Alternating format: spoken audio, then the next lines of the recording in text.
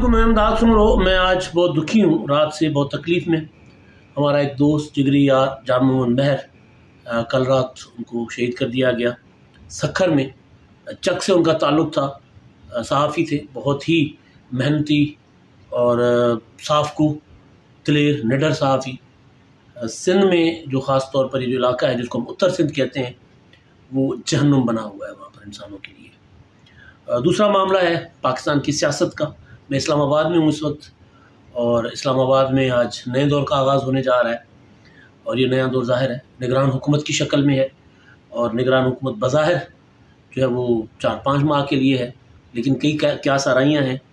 اور تیسرا معاملہ ہے کریک ڈاؤن بڑے پیمانے پر تحریک انصاف کے خلاف، اور آرمی چیف کی ایک تقریر جو کل رات انہوں نے کاکول میں کی، اپنا آزادی پریڈ کو خطاب فرمایا انہوں نے، اور پھر گرفتاری عمران خان صاحب کے بھانجے کی، جو موسٹ وانٹیڈ 9 مئی کے جو ملزمان تھے مفرور، ان میں سے ایک حسان نیازی، جن کو ایبٹ آباد سے گرفتار کیا گیا ہے، مفرور تھے، اسی دن سے مفرور تھے۔ پہلے گرفتار ہوئے تھے ایک بار حسان نیازی 14 اور 15 مارچ کے واقعات کے بعد، جب وہ جتھے لے کر حملہ آور ہوئے تھے پولیس پر۔ تو اس کے بعد ان کے والد صاحب جو ہیں صحافی ہیں، حفیظ اللہ نیازی صاحب، تکلیف میں ہیں وہ بھی ظاہر ہے، بیٹا تو بیٹا ہوتا ہے۔ پہلے انہوں نے ان کو بچایا تھا جب PIC پر حملہ کیا گیا تھا، ایک وکلا کے جتھے نے PIC میں توڑ پھوڑ کی تھی، اور وہاں پر ڈاکٹروں کو مارا پیٹا تھا، یہاں تک کہ مریضوں کی آکسیجن، اور مریض جو زیر علاج تھے دل کے اسپتال میں لاہور والے میں، ان کو بھی نشانہ بنایا گیا تھا، تکلیف پہنچائی گئی تھی۔ تو اس وقت جو وکلا کے جلوس میں یہ صاحبزادے شامل تھے، تو اس وقت بھی انہوں نے بچا لیا تھا اپنے بچے کو۔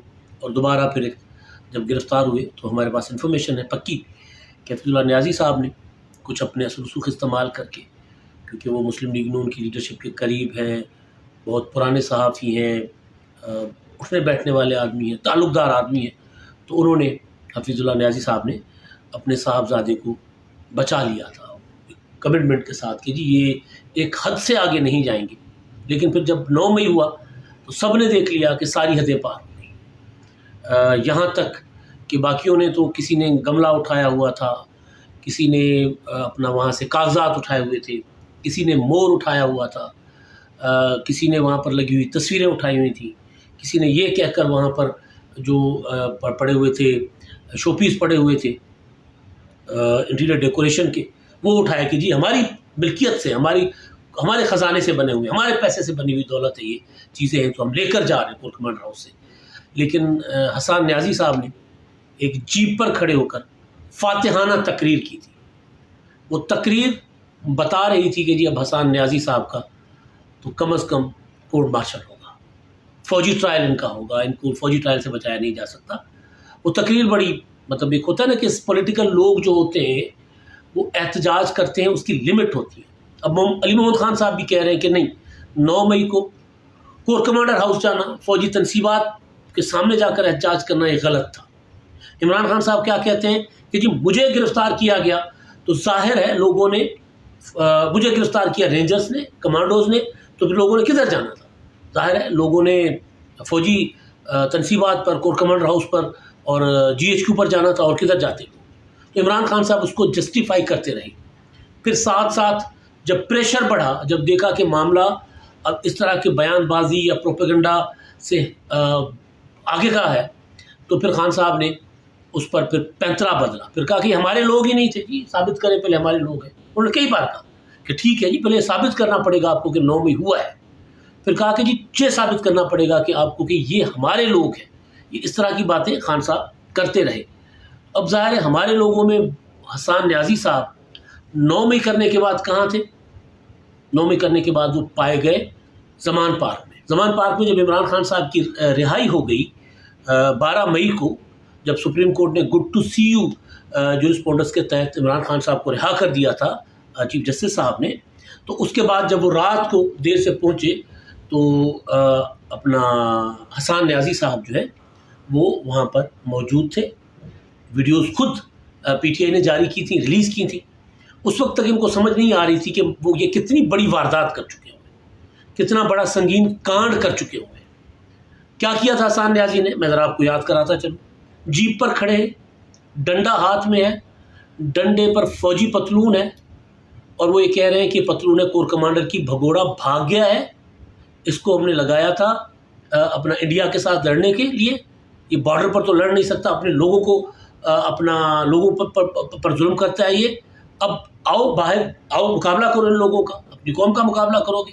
تو اس طرح کا انہوں نے بھاشن دیا تھا فاتحانہ، اور انہوں نے کہا تھا کہ ہم جیت گئے، انقلاب آ گیا ہوا ہے، اس طرح کی باتیں کی تھی۔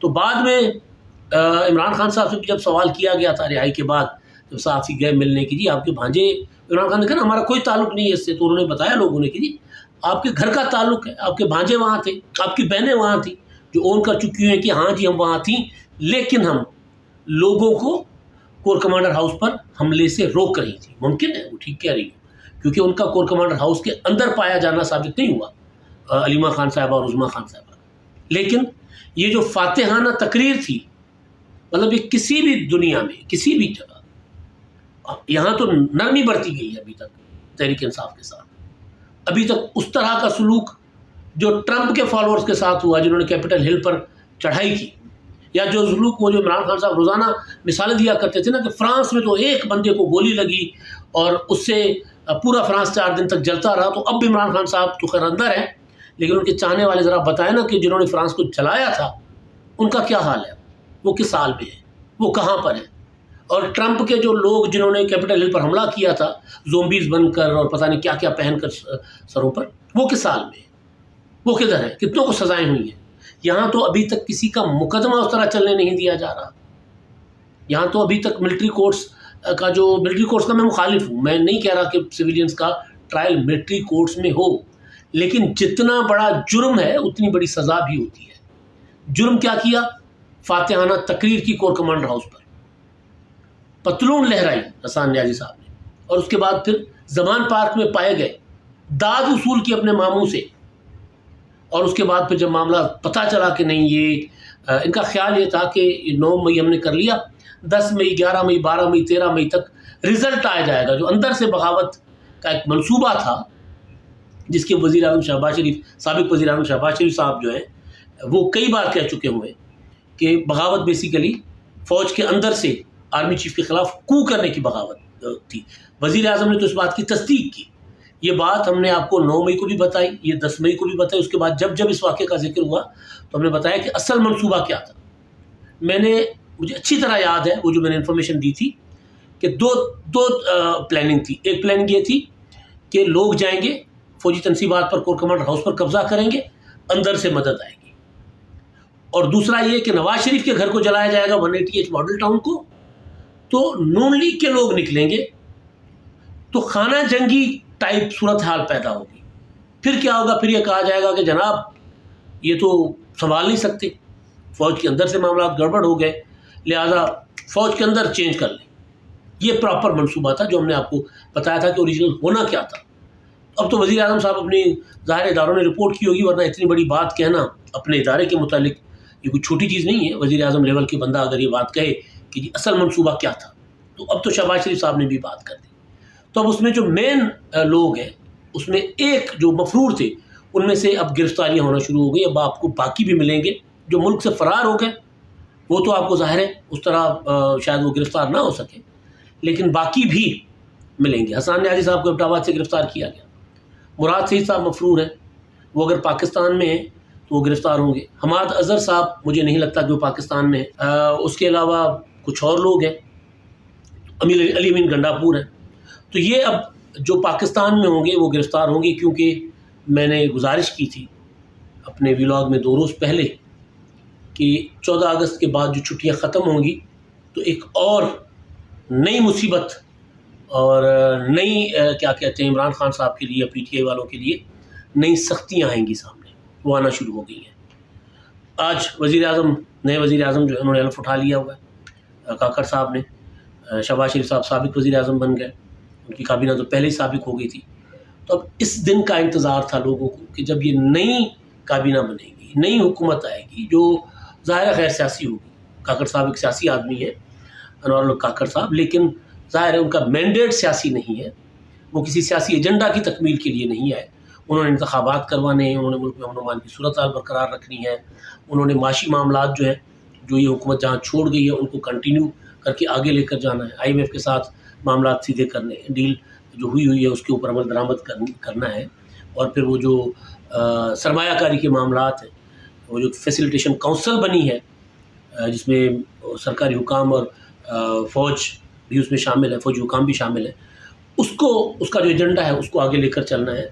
لیکن ساتھ ساتھ جو آرمی چیف کی کل کی تقریر تھی کاکول میں، انہوں نے جو آزادی پریڈ کو کی، اس تقریر کے مطابق جو وہ سمجھ رہے ہیں، جو فوج کا ادارہ سمجھ رہا ہے یا پاکستان کے جو دیگر ادارے سمجھ رہے ہیں کہ ملک کو اندرونی اور بیرونی دشمنوں کا سامنا ہے، فوج اور عوام میں نفرتیں پیدا کرنے کی کوشش کی جا رہی ہے، تو اس کو وہ جو لوگ جن کو پن پوائنٹ کیا جا چکا ہوگا، جن کی نشاندہی کی جا چکی ہے کور کمانڈر کانفرنس میں، جن کی نشاندہی کی جا چکی ہے 2 بار قومی سلامتی کمیٹی میں، جن کی نشاندہی کی جا چکی ہے 1 بار فارمیشن کمانڈرز کے اجلاس میں، اور ان کے پریس ریلیز باضابطہ اعلامیہ جاری کر کے شرپسندوں کا ٹولہ، شرپسند گروہ عوام کو اپنا اداروں کے خلاف بھڑکا رہا ہے، اداروں کے اندر سازش کرنے کی کوشش کی جا رہی ہے، اس طرح کی باتیں ہوئی ہیں نا. تو اندرونی دشمن 2 ہیں ہمارے سمجھے جاتے اداروں کی طرف سے، ایک وہ جو TTP وغیرہ طالبان دہشت گرد، اور دوسرے ان کو سیاسی دہشت گرد لکھا گیا. ان کو لکھا گیا کہ ایک گروہ جو لوگوں کو بھڑکا رہا ہے تحریک انصاف والوں کے لیے، عمران خان کے لیے یہ کہا گیا. پریس کانفرنسز DGP ISPR کی سامنے ہے. تو دوسرا یہ گروہ، ان کو سمجھا جا رہا ہے. تو پھر یہ جو مینڈیٹ ہے کاکڑ صاحب کا، جو میں نے کہا تھا کہ اب اصل کہانی تو اب شروع ہوگی، تو جو مینڈیٹ ہے کاکڑ گورنمنٹ کا، نگران حکومت کا یا کاکڑ سرکار کا، وہ باقی معاملات جو میں نے بتایا اس کے ساتھ ساتھ یہ جو جس کو یہ گروہ سمجھتے ہیں، ایک پولیٹیکل پارٹی تھی، اچھی بلی پولیٹیکل پارٹی تھی، عمران خان صاحب نے اس کو تباہ و برباد کر دیا، خود تباہ و برباد کیا، تو اب اس کا نام ایک شرپسند گروہ کے طور پر لیا جاتا ہے اداروں میں. تو اس کو نمٹنا، اس کا کلا کما کرنا، اس کو اپنی سائز میں لے کر آنا، کیونکہ سمجھایا جاتا ہے کہ قد سے بڑھ گئے ہیں. بنایا تو انہوں نے تھا نا، اسی ادارے نے بنایا تھا، تو ان کو پتہ ہے کہ کہاں کہاں کیا کیا ان کے لیے کیا گیا تھا. تو ڈسمینٹل وہی کر سکتا ہے جس نے بنایا ہو.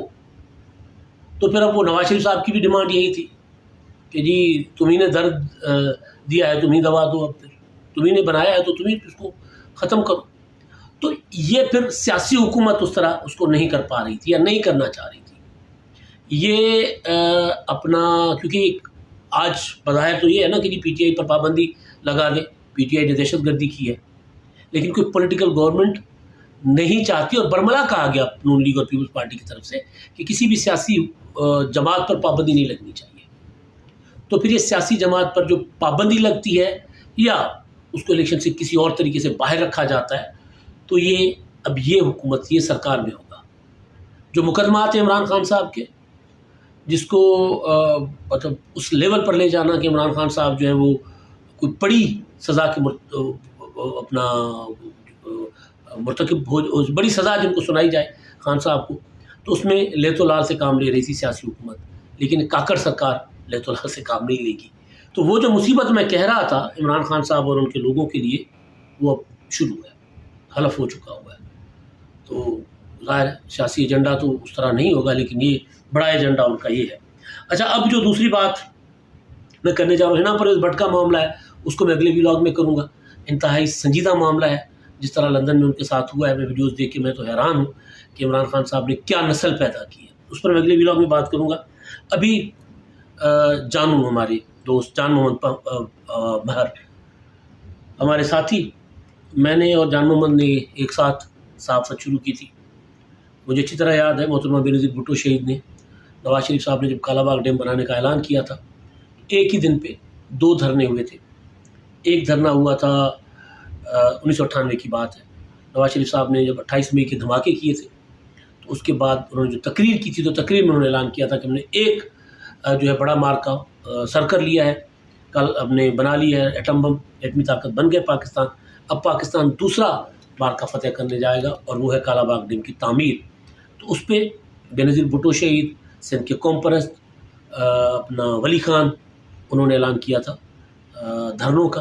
ایک دھرنا کمو شہید جو سندھ پنجاب بارڈر ہے وہاں پہ تھا، اور دوسرا دھرنا اٹک پہ تھا جس کو ولی خان لیڈ کر رہے تھے، اور اسفندیار ولی خان شاید اسفندیار ولی ہوں گے اس ٹائم پہ، اور دوسرا کمو شہید پہ جس کو بے نظیر بھٹو شہید اور بشیر خان قریشی اور دیگر اس کو لیڈ کر رہے تھے۔ میں بطور جونیئر رپورٹر اس کو کور کرنے گیا ہوا تھا حیدرآباد سے، کوشش اخبار میں۔ اس وقت مجھے وہاں پر چک شکارپور کا ایک چھوٹا سا شہر ہے، تحصیل ہے، وہاں پر چک شہر کے جو نمائندے تھے اس وقت کے، جان محمد مہر، وہ مجھے ملے، اسٹیج پر تھے، بے نظیر بھٹو جہاں تقریر کری تھی اس کے بالکل ساتھ۔ تو وہ بہت زیادہ پھرتیلے، ذہین، اور جو صحافت کے لیے بنا ہوا انسان ہوتا ہے، رپورٹنگ کے لیے، جرنلزم کے لیے، وہ کیونکہ میں خود جونیئر تھا، لیکن ایک انسان کسی کے گڑ پا لیتا ہے فوراً۔ اس کے بعد سے میری اس کی ساتھیاری ہوئی، میں لاہور آ گیا، اور لاہور میں کے بعد جب بھی میں سندھ جاتا تھا تو پہلا اسٹاپ سکھر ہوتا تھا، تو سکھر میں میزبان جان محمود ہوا کرتا تھا کئی سالوں تک، اور مطلب اس وقت میں اس کو یاد کر رہا ہوں تو وہ بڑا مجھے تکلیف ہو رہی ہے۔ بہت محنتی آدمی۔ کل رات ٹویٹر پر ہی مجھے پتہ چلا، سوشل میڈیا پر، کسی دوست نے فون نہیں کیا تھا، پھر میں نے دوستوں کو فون کیا تو اس کو سکھر میں اپنے دفتر سے باہر وہ نکل رہا تھا تو اس پر کسی نے حملہ کیا، گولیاں چلائیں، چہرے میں اور دل پہ گولیاں لگی۔ کچھ دیر تک وہ ہسپتال میں سانسیں لیتا رہا، پھر وہ فوت ہو گیا، شہید ہو گیا۔ آج صبح اس کی تدفین ہوئی ہے چک میں۔ اب یہ جو سکھر ہے، لاڑکانہ، گھوٹکی، کندکوٹ، کمبر شہداد کوٹ، جس کو ہم اتر سندھ کہتے ہیں یا اتر کہتے ہیں ہم، یعنی شمال سندھ کا، یہ جہنم بنا دیا گیا لوگوں کے لیے۔ یہاں پر برادریوں کے جھگڑے، یہاں پر ڈکیت، یعنی حکومت کی رٹ نہیں ہے۔ جان محمد کی 3 بیٹیاں ہیں۔ جان محمد نے اپنی تینوں بیٹیوں کو پڑھایا، اور اپنی فیملی میں یہ کہہ کر کہ جی میری 3 بیٹیاں ہیں، یہ میرے بیٹوں سے زیادہ ہیں مجھے، تو لہٰذا کوئی یہ تقاضا نہ کرے کہ میں بیٹا پیدا کروں۔ انہوں نے بیٹیوں کو وہ اعتماد دیا، روشن خیال آدمی تھے۔ اس سے پہلے اجمل ساونت پروفیسر، وہ اپنے برادریوں کے جھگڑوں سے تنگ آ کر ان کی فیملی وہاں سے آ گئی سکھر، اس کو قتل کر دیا گیا۔ اس کے بعد ایک اور پڑھے لکھے آدمی ٹیچر کو قتل کر دیا گیا۔ میں دیکھ رہا ہوں سکھر میں بڑے بڑے اسپتال بن رہے ہیں، بڑے بڑے تعلیمی ادارے بن رہے ہیں، لیکن کیا اس لیے بن رہے ہیں کہ یہاں لوگ پڑھیں اور پھر ان کو یہ جو جاہل دہشت گرد ہیں ان کو قتل کر دیں؟ تو پہلے تو میں بار بار کہہ رہا ہوں، پہلے اسلحے سے پاک کریں۔ تعلیم، صحت کے ساتھ ساتھ بڑی ذمہ داری حکومت کی یہ ہے کہ صوبے کو اسلحے سے پاک کریں۔ یہ جو روزانہ ہمارے ہیرے قتل ہو رہے ہیں، روزانہ ہماری مائیں لاشیں اٹھا رہی ہیں، روزانہ ہماری بہنیں جو ہے بیوہ ہو رہی ہیں اور بچے یتیم ہو رہے ہیں، کب تک؟ ایک جان محمد، ایک اجمل ساوت، کتنے اور؟ تو حکومت سندھ آج چاہے جو بھی، ابھی تو نگران سیٹ اپ آئے گا، لیکن یہ پیپلز پارٹی کی ذمہ داری تھی، پیپلز پارٹی کی ذمہ داری ہے کہ وہ یہ سارے معاملات سیدھے کرے، اور یہ جو گروہ ہیں، یہ جو قبیلے ہیں، قبیلے تو سندھ میں ہوتے نہیں ہیں لیکن جو قبیلے بنے پھرتے ہیں، ان کو نتھ ڈالیں تاکہ ہم کوئی اور جانو نہ کھوئیں، تاکہ ہم کوئی اور اجمل نہ کھوئیں۔ اب تک کے لیے اتنا ہی۔